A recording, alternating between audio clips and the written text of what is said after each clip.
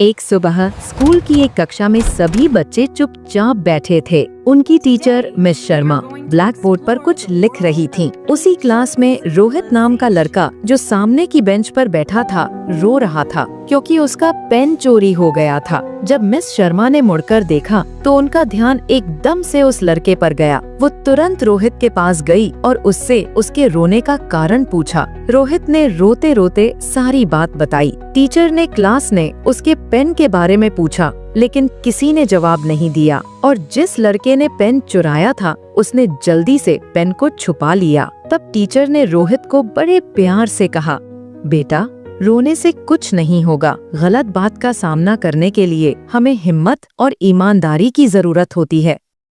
उसके बाद टीचर ने सभी बच्चों को एक कहानी सुनाई। टीचर बोली, क्या तुम जानते हो एक बार एक लड़के ने अपनी ईमानदारी से पूरे राज्य को बदल दिया था। सारे बच्चे चुप हो गए। जिसने पेंसिल चुराई थी उसने भी शर्म से सिर झुका लिया। टीचर मुस्कुराई और बोली, तो चलो आज मैं तुम्हें उसी बहादुर और सच्चे लड़के की कहानी सुनाती हूँ, दानिएल की कहानी।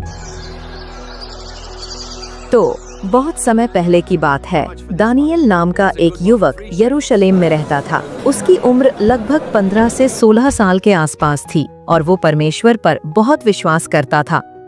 एक दिन एक बहुत शक्तिशाली राजा ने उसके देश पर हमला कर दिया। हमला इतना भयानक था कि सब कुछ नष्ट हो गया। दानिएल और कई अन्य युवकों को बंदी बनाकर बेबीलोन ले जाया गया।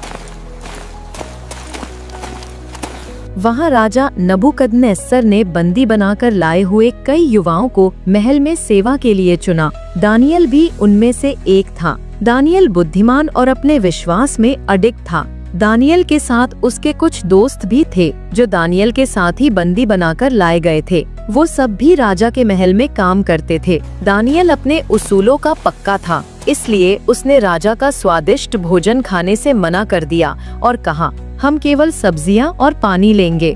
सबको लगा कि वे कमजोर पड़ जाएंगे, लेकिन हुआ उल्टा। वे और भी स्वस्थ और ताकतवर हो गए। समय बीतता गया। एक रात राजा नबूकदनेस्सर ने एक अजीब सपना देखा। सुबह उठते ही वो सपना उसे याद नहीं रहा, पर दिल में डर बैठ गया। उसने अपने सभी विद्वानों को बुलाया और कहा, मेरा सपना और उसका अर्थ बताओ, नहीं तो मैं तुम सबको दंड दूंगा। कई विद्वान आए, लेकिन कोई भी राजा का सपना और उसका अर्थ नहीं बता पाया। सब घबरा गए क्योंकि बिना जाने कोई कैसे सपना बता सकता था। राजा ने सभी को मरवाने का आदेश दे दिया, जिनमें दानिएल भी शामिल था। जब दानिएल को ये पता चला तो उसने राजा से समय मांगा और अपने दोस्तों के साथ परमेश्वर से प्रार्थना की। उसी रात परमेश्वर ने दानिएल को राजा के सपने का रहस्य दिखाया। अगली सुबह वो राजा के पास गया और कहा, महाराज, ये रहस्य कोई मनुष्य नहीं बता सकता, परंतु स्वर्ग में एक परमेश्वर है जो सब कुछ जानता है। दानिएल ने राजा का सपना और उसका अर्थ बताया। उसने राजा को बताया कि आपने अपने सपने में एक विशाल मूर्ति देखी थी, जिसका सिर सोने का, सीना चांदी का, पेट पीतल का और पैर लोहे मिट्टी के बने थे। फिर एक पत्थर आया और उसने पूरी मूर्ति तोड़ दी। दानिएल ने समझाया, ये मूर्ति अलग अलग राज्यों का प्रतीक है और वो पत्थर परमेश्वर के शाश्वत यानी कभी ना मिटने वाले राज्य का चिन्ह है। राजा बहुत प्रभावित हुआ क्योंकि दानिएल ने ठीक वैसा ही बताया था जैसा राजा ने अपने सपने में देखा था। तब राजा ने खुश होकर दानिएल को एक बड़ा पद दिया। कई साल बाद एक नया राजा आया, राजा दारियस। उसने भी दानिएल की ईमानदारी देखकर उसे अपना मुख्य मंत्री बना दिया। बाकी मंत्री उससे जलने लगे। उन्होंने राजा से ऐसा कानून बनवाया कि 30 दिन तक कोई भी राजा के अलावा किसी और की प्रार्थना नहीं करेगा। जो ऐसा करेगा उसे शेरों की गुफा में फेंक दिया जाएगा। दानिएल को ये पता था, पर वो नहीं डरा। हर दिन की तरह उसने अपनी खिड़की खोली और परमेश्वर से प्रार्थना की।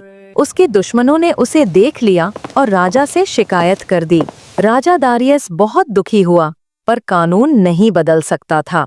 उसने आंसुओं के साथ कहा, दानिएल, तुम्हारा परमेश्वर तुम्हें जरूर बचाएगा। दानिएल को शेरों की गुफा में फेंक दिया गया। अगली सुबह राजा दौड़ता हुआ गुफा के पास पहुंचा और पुकारा, दानिएल, क्या तुम्हारा परमेश्वर तुम्हें बचा सका? अंदर से आवाज आई, महाराज, मेरे परमेश्वर ने अपना दूत भेजा और शेरों के मुंह बंद कर दिए। मुझे जरा भी चोट नहीं लगी। राजा बेहद खुश हुआ। उसने दानियल को बाहर निकलवाया और उसके दुश्मनों को सजा दी।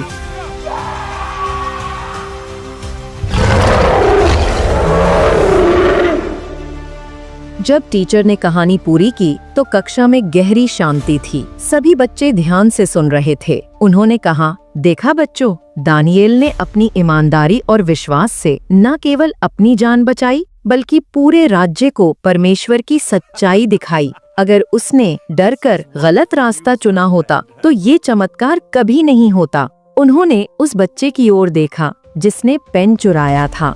वो शर्माते हुए उठा, अपनी जेब से पेन निकाला और वापस रोहित को दे दिया और उससे माफी मांगी। रोहित ने उसे माफ कर दिया और अब वे दोनों दोस्त बन गए। टीचर मुस्कुराई और बोली, बच्चों, ईमानदारी सिर्फ सही काम करने में नहीं बल्कि अपनी गलती सुधारने में भी है। पूरी कक्षा तालियों से गूंज उठी। इस तरह दानियेल की कहानी ने सभी को सच्चाई और विश्वास का अमूल्य सबक सिखाया। आपको ये स्टोरी कैसी लगी कमेंट में जरूर बताएं और अगर ये कहानी आपको जरा सी भी पसंद आई हो तो वीडियो को लाइक और शेयर करके चैनल को जरूर सब्सक्राइब कर लें। तो फिर मिलते हैं एक और मसीह कहानी के साथ। तब तक के लिए सबको प्यार भरी जय मसीह की।